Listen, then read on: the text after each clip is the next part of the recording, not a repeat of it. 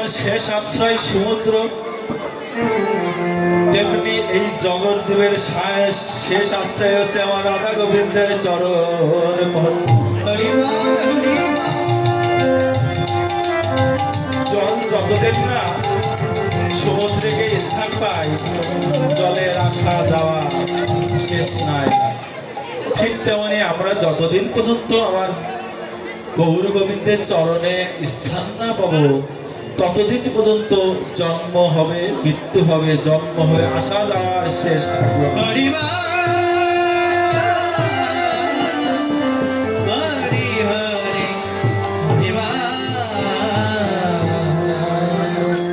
দেখুন, বৈষ্ণবীয় শাস্ত্রে চরণ ধুলায় গড়াগড়ি নিজেকে সঁপে দেওয়ার কথা বলা হচ্ছে সকল জায়গায়। কেন জানেন?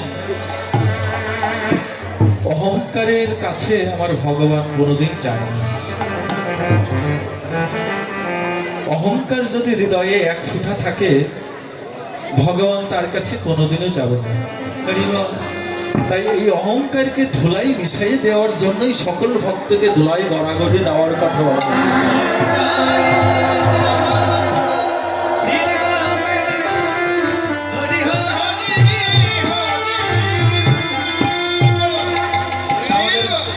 বৈষ্ণব কবি কি বলছেন?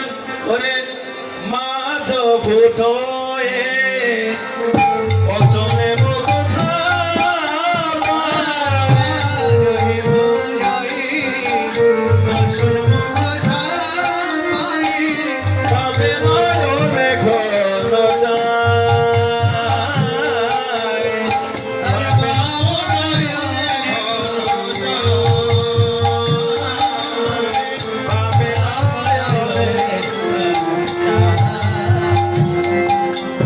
বৈষ্ণব কবি কি বলছেন?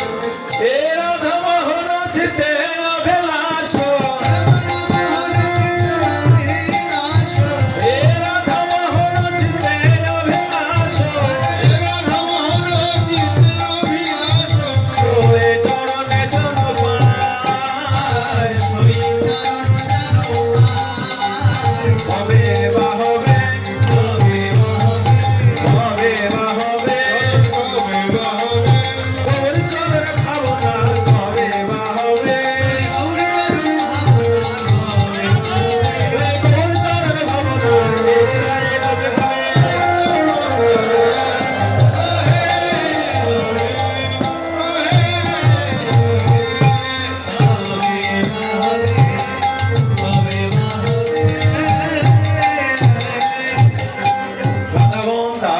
বৈষ্ণব কবি রাধামোহন দাস অনেক আক্ষেপ করে বললেন, গৌরের চরণ কবে হবে, গৌরের চরণ ভাবনা আমি কবে করতে পারবো। তাই বললেন, এই ভক্তগণ, তোমরা তো আমার গৌরের চরণ পেয়েছো, আমি তো কত জন্মে জন্মের অপরাধী, তাই গৌরের চরণ তো আমার ভাগ্য হয়নি। তাই এই জন্মে গৌরের চরণ যদি নাও পাই, পরজন্মে গৌরের চরণ না পেলেও আমি আবার এসে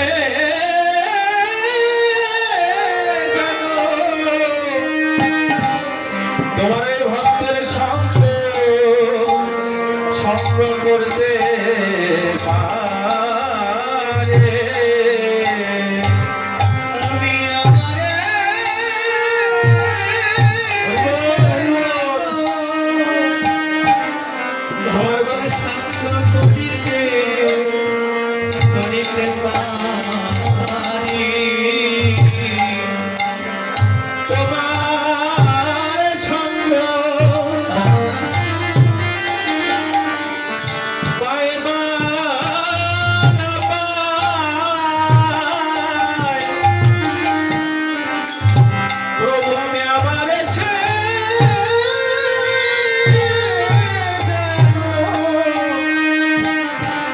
তোমার ভক্তের সঙ্গে করতে পারে।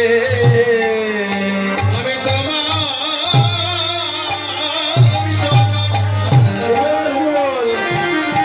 চরণে পাইবা না পাই,